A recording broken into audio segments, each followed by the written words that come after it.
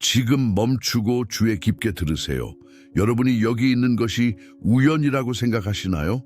만약 그렇다면 중요한 사실을 말씀드려야 합니다. 하나님의 계획에는 우연이 없습니다. 지금 이 순간 이 메시지를 듣고 있다는 사실만으로도 하나님께서 여러분을 부르고 있다는 증거입니다. 우연이 아닙니다. 그것은 신성한 만남입니다. 그리고 M자나 초승달 모양의 흔적을 손에 지닌 여러분, 그것이 단순한 세부 사항이 아니라는 것을 알아두세요. 그것들은 신의 표시입니다. 하나님께서 여러분의 여정에 특별한 무엇인가를 놓으셨다는 것을 기억하세요. 여러분은 다른 사람들이 보지 못하는 것을 볼 수 있도록, 많은 사람들이 인식하지 못하는 진리를 이해할 수 있도록 부름을 받았습니다. 여러분에게 강력한 것이 곧 드러날 것입니다. 여러분의 삶을 변화시키고 마음을 새롭게 하며 영혼을 강화시킬 무언가가 기다리고 있습니다. 만약 지금 이 말을 듣고 뭔가 다르게 느껴진다면 그것은 여러분의 영혼이 진리의 음성을 인식하고 있기 때문입니다. 우리 삶에서 우리는 종종 길을 잃은 것처럼 느낍니다. 마치 세상이 우리를 잊은 것처럼 느껴집니다. 때때로 우리는 신뢰를 잃고 우리의 믿음이 의문을 품거나 약해지고 있다고 생각합니다. 사실 세상은 종종 우리를 침묵시키고 우리가 우리의 목적을 의심하게 만들려고 합니다. 그러나 그 어려움 속에서도 우리 안에서 깊은 무언가가 깨어나기 시작합니다. 이것이 바로 신성한 부르심입니다.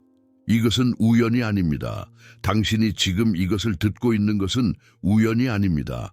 당신 안에서 어떤 일이 일어나고 있다는 것을 이미 알고 있습니다. 당신이 선택받은 자이고 그 마크를 지닌 자라면 당신은 독특한 감각을 지니고 있습니다. 당신의 영혼은 진리를 인식합니다. 비록 세상이 그것을 가리려고 해도 말이죠. 당신은 그것을 느끼지 않나요? 당신 안에서 무언가가 이 메시지에 응답하고 있습니다. 그것은 당신의 영혼이 진리의 음성을 인식하고 있기 때문입니다. 하나님께서 당신에게 당신이 진정 누구인지를 기억하라고 부르고 계십니다. 그는 당신이 당신 안에 숨겨진 진리로 깨어나기를 원하십니다. 세상이 무엇을 말했든 당신에게 놓았던 거짓말이 무엇이든 상관없습니다. 진리는 드러날 것이며 당신은 그 진리를 목격하기 위해 여기에 있습니다. 말에는 힘이 있습니다. 그것들은 건설하거나 파괴할 수 있습니다. 자유를 주거나 가두기도 합니다. 생명을 창조하거나 죽음을 가져올 수 있습니다. 때때로 한마디의 거짓말이 인생의 방향을 완전히 바꿀 수 있으며 운명을 망가뜨리고 명성을 파괴하며 한 사람의 역사를 영원히 더럽힐 수 있습니다. 바로 이 때문에 하나님은 거짓 증언의 위험에 대해 이렇게 엄중하게 경고하십니다. 이것은 단순히 거짓말을 하거나 잘못된 말을 하는 것이 아닙니다. 그것은 세상의 정의와 균형을 유지하는 신성한 원칙입니다. 손에 M자나 초승달 모양의 흔적을 지닌 여러분, 이것은 중요한 세부 사항이 아닙니다. 그것은 여러분이 더 큰 무엇인가를 위해 선택되었음을 나타내는 신호입니다. 여러분은 진리를 보고 거짓을 분별하는 독특한 감각을 지니고 있습니다. 하나님께서는 여러분을 어둠이 진리를 숨기려 하는 이 세상에서 빛의 전파자로 부르셨습니다. 얼마나 많은 삶이 불공정한 고발로 인해 파괴되었습니까?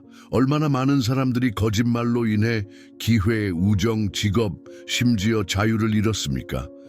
거짓 증언은 단순한 도덕적 실수가 아닙니다. 그것은 파괴적인 힘입니다.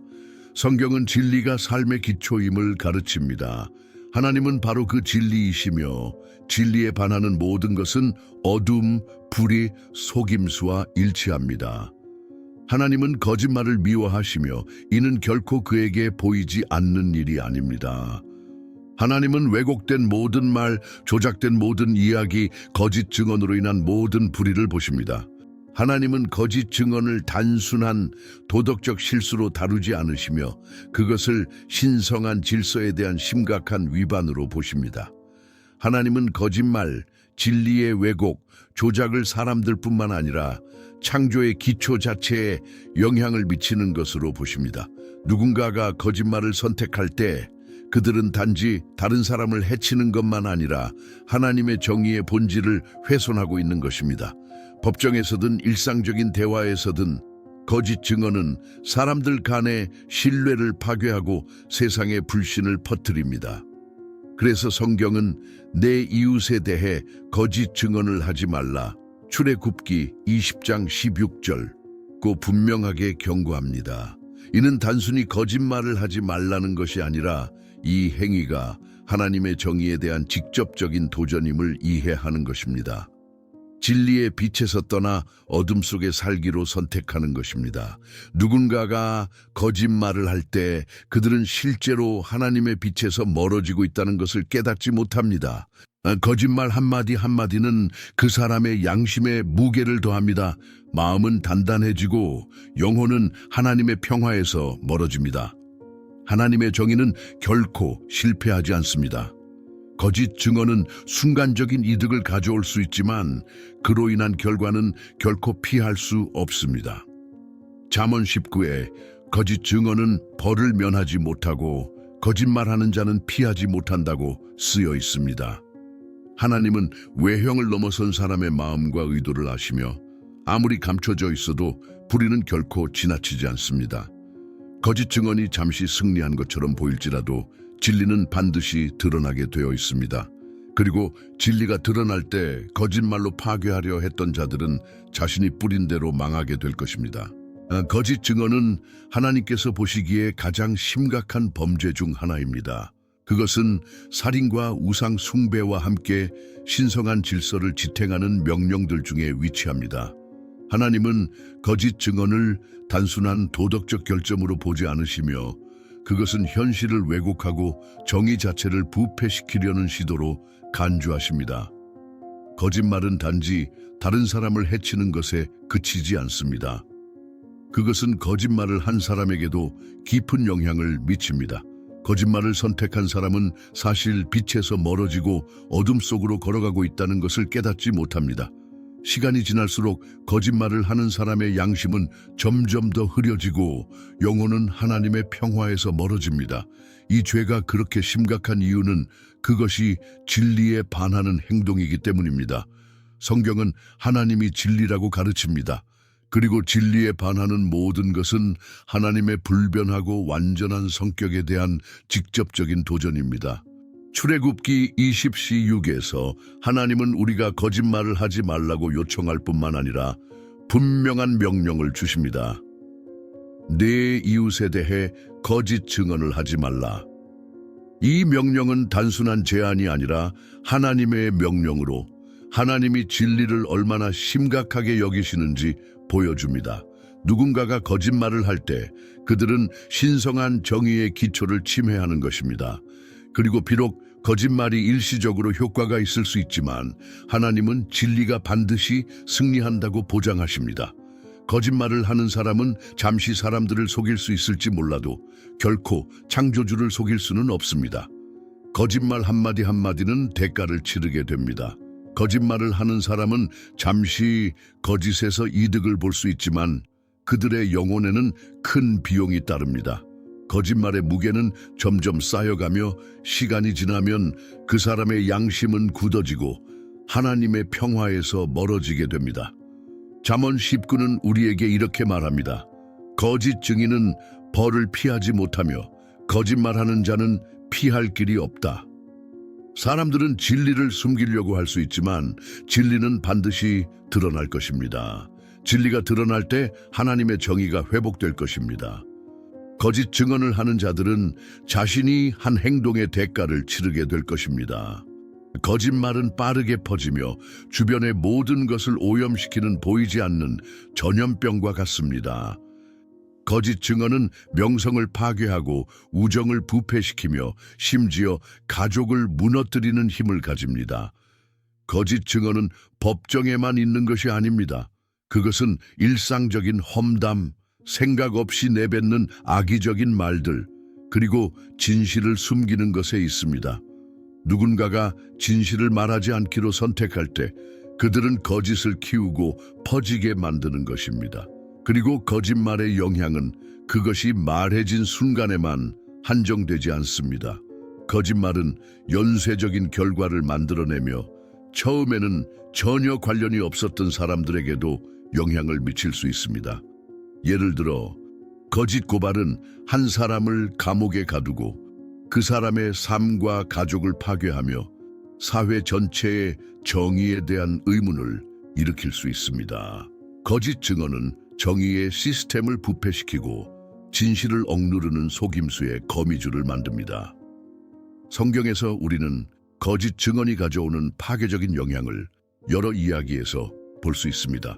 그중 하나는 나봇의 이야기입니다. 나봇은 거짓말과 가짜 고발에 의해 죽음에 이르게 되었습니다. 일부 사람들이 자신들의 이익을 위해 거짓 주장으로 다른 사람을 파괴하려는 욕망은 나봇의 삶을 앗아갔습니다. 또 다른 예는 예수님의 재판에서 나옵니다. 예수님을 죽이려는 사람들이 그에 대해 제기한 거짓 고발은 거짓 증언이 어떻게 현실을 왜곡하고 사랑과 진리를 위한 가장 큰 희생을 초래할 수 있는지를 보여줍니다. 그러나 이러한 모든 경우에서 거짓은 승리하지 않습니다. 진리는 때로 시간이 걸릴지라도 반드시 승리합니다. 악의적인 사람들의 행동은 일시적인 결과를 가져올 수 있지만 하나님은 항상 정의를 회복할 계획을 가지고 계십니다. 거짓말이 퍼져나가는 것은 적의 전략의 반영이며 그는 속임수로 사람들을 파괴하려 합니다. 그러나 하나님은 우리가 진리에 굳게 서기를 원하십니다. 결국 진리가 항상 승리할 것입니다. 거짓말은 잠시 강력할 수 있지만 언제나 폭로될 것이며 하나님의 정의는 항상 균형을 되찾을 것입니다. 처음부터 거짓말은 적의 주요한 무기 중 하나였습니다. 사탄은 인류를 하나님으로부터 멀어지게 하기 위해 힘을 사용하지 않았고 대신 거짓을 사용했습니다. 에덴 동산에서 그는 진리를 왜곡하고 이브의 마음에 의심을 심어 결국 인류의 운명을 바꿨습니다. 따라서 거짓말은 단순한 도덕적 결점이 아니라 파괴의 전략입니다.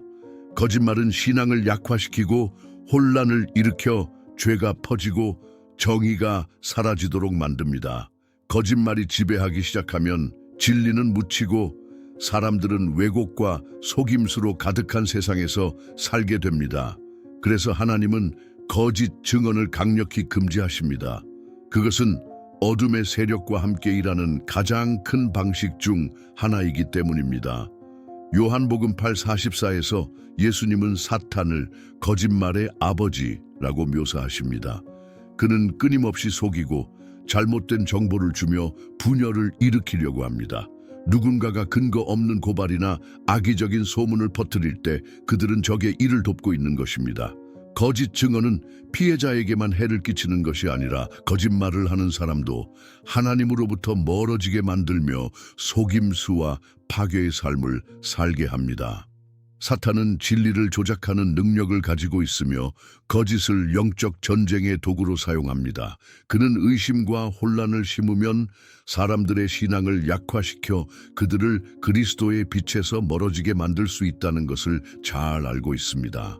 속임수는 항상 불행으로 이어지며 거짓말의 길을 선택한 사람은 결국 하나님과 멀어지게 됩니다. 반면 진리는 어둠을 물리치는 빛입니다. 진리는 우리를 자유롭게 하고 하나님과의 걸음을 견고하게 만듭니다. 따라서 거짓말을 선택하는 사람은 어둠의 세력과 일치하게 되지만 진리를 추구하는 사람은 그리스도와 함께 걸으며 그분의 빛 안에서 강해집니다. 하나님은 우리가 진리의 도구가 되어 거짓의 어둠에 가득 찬 세상에서 빛이 되기를 원하십니다. 우리가 말하는 말은 우리가 상상하는 것보다 훨씬 더 큰 무게를 가집니다. 그것은 건설하거나 파괴할 수 있고 치유하거나 상처를 줄 수 있으며 자유롭게 하거나 억제할 수 있습니다. 우리가 말하는 것은 공중에 사라지지 않으며 사람들에게 영향을 미치고 깊고 지속적인 방식으로 삶에 영향을 미칠 수 있습니다. 잠언 18시 21분에서는 죽음과 생명이 혀의 권세에 있다고 말씀하십니다. 이는 우리가 바라는 모든 말이 현실을 형성한다는 뜻입니다. 만약 우리가 거짓말을 한다면 우리는 파괴에 기여하고 있는 것입니다. 우리가 진실과 정직으로 말한다면 우리는 치유와 자유를 촉진하는 것입니다. 거짓말 한마디는 단순한 도덕적 오류에 그치지 않습니다. 그것은 말하는 사람과 듣는 사람의 운명에 영향을 미치는 행위입니다. 예를 들어 거짓 증언은 거짓말의 대상이 되는 사람만 파괴하는 것이 아니라 그것을 바라는 사람의 영혼도 파괴할 수 있습니다. 성경은 누군가가 거짓말을 선택할 때 그 사람이 어둠 속으로 걸어가고 있으며 하나님의 빛에서 멀어진다고 가르칩니다. 거짓말은 양심을 부패시키고 마음을 강팍하게 만들어 진리와의 간극을 만듭니다. 반면 진리는 명확함과 투명함을 가져오고 회복을 일으킵니다. 하나님은 우리가 사랑 안에서 진리를 말하고 우리가 말하는 것에 신중을 기할 것을 요구하십니다. 왜냐하면 우리의 말은 영원한 영향을 미치기 때문입니다. 거짓말이 순간적으로 어떤 이점을 가져다 줄 수 있지만 결국 그것은 말하는 사람과 듣는 사람 모두에게 높은 대가를 치르게 합니다. 우리 입에서 나오는 각 말은 영적인 힘을 지니고 있습니다. 우리가 거짓말을 할 때 우리는 어둠의 제국을 강화하고 악의 세력과 협력하는 것입니다. 우리가 진실을 말할 때 우리는 하나님의 목적에 맞춰 평화와 정의를 씨앗을 뿌리고 있는 것입니다. 이것이 바로 하나님께서 우리가 말에 신중을 기하라고 요구하시는 이유입니다. 우리의 말은 단순한 소리가 아니라 우리가 사는 세상을 좋거나 나쁘게 형성하는 능력을 가지고 있기 때문입니다. 거짓 증언은 우리가 저질 수 있는 가장 심각한 불의 중 하나입니다. 왜냐하면 그것은 사람들의 삶에 직접적인 영향을 미치며 진리를 왜곡하기 때문입니다. 거짓 증언의 영향은 단지 거짓말의 대상에게만 국한되지 않고 그것을 퍼뜨린 사람에게도 해를 끼칩니다. 성경은 잠언 19에서 거짓 증인은 벌을 피하지 못하고 거짓말을 하는 자는 면할 수 없다고 경고합니다. 이는 하나님께서 다른 사람을 해치기 위해 거짓을 사용하는 것을 보고 심판하신다는 명확한 선언입니다. 거짓 증언은 사람들의 삶을 파괴하며 명예, 관계, 운명에 회복할 수 없는 피해를 줍니다. 많은 경우 거짓 증언으로 피해를 입은 사람들은 진리를 회복하기 위해 긴 시간을 보내야 하며 그로 인한 고통은 헤아릴 수 없습니다. 누군가가 거짓으로 고발할 때 그 사람은 고발 대상에게만 해를 끼치는 것이 아니라 자신도 자신의 정직성을 파괴하고 있습니다. 거짓말의 무게는 그것을 퍼뜨린 사람에게 돌아가며 그들의 마음을 부패시키고 진리에서 멀어지게 만듭니다. 거짓 증언은 어둠의 세력과 동조하는 방법이며 혼란과 불의를 확산시킵니다. 하나님은 정의의 하나님이시며 그분은 악이 결코 대답 없이 지나가도록 두지 않으십니다. 비록 순간적으로 거짓말이 승리하는 것처럼 보일지라도 하나님의 정의는 결국 승리할 것입니다. 거짓 증언은 법정이나 큰 소리로 말하는 것에만 국한되지 않습니다. 그것은 소문, 가십, 진리의 생략을 통해 확산됩니다. 우리가 진리를 말하지 않기로 선택할 때마다 우리는 거짓의 강화를 돕고 있는 것입니다. 거짓 증언은 사회를 부패시키고 가정을 파괴하는 힘을 가지고 있습니다. 우리가 진리를 지키지 않으면 거짓이 자리를 잡고 정의는 사라지게 됩니다. 그러나 하나님은 우리가 진리의 수호자가 되어 부당하게 고발당한 사람들을 보호하고 정직하게 살기를 원하십니다. 결국 진리는 드러나며 진리를 추구하는 자들은 정의를 받게 될 것입니다. 지금까지 나눈 모든 것을 통해 진리는 각 개인의 삶뿐만 아니라 세상의 질서를 위해서도 필수적인 신성한 원칙임이 분명해졌습니다. 우리는 진리를 살고 말할 것으로 부름을 받았습니다. 그것이 쉽기 때문이 아니라 그것을 통해 하나님께서 우리에게 맡기신 목적을 이루기 위해서입니다. 거짓 증언, 거짓말, 현실의 왜곡은 파괴적인 결과를 초래할 수 있지만 진리는 결국 승리합니다. 하나님께 선택된 사람으로서 우리는 독특한 책임을 지고 있습니다. 바로 진리의 수호자가 되는 것입니다. 진리야말로 자유와 치유, 회복을 가져옵니다. 비록 진리의 길이 도전적일 수 있지만 그것이야말로 최종적인 승리로 인도하는 유일한 길입니다. 우리가 하는 모든 말은 힘을 가지고 있으며 진리에 헌신할 때 우리는 하나님을 존경하고 주변 사람들의 삶에 영향을 미칩니다. 지금 이 순간 우리는 두려움 없이 진리의 수호자로 일어나야 합니다. 하나님의 빛이 우리 안에서 빛나고 있으며 바로 그 빛을 통해 세상을 변화시킬 수 있습니다. 진리는 변하지 않으며 우리의 사명은 그것을 지키고 선포하며 매일 실천하는 것입니다.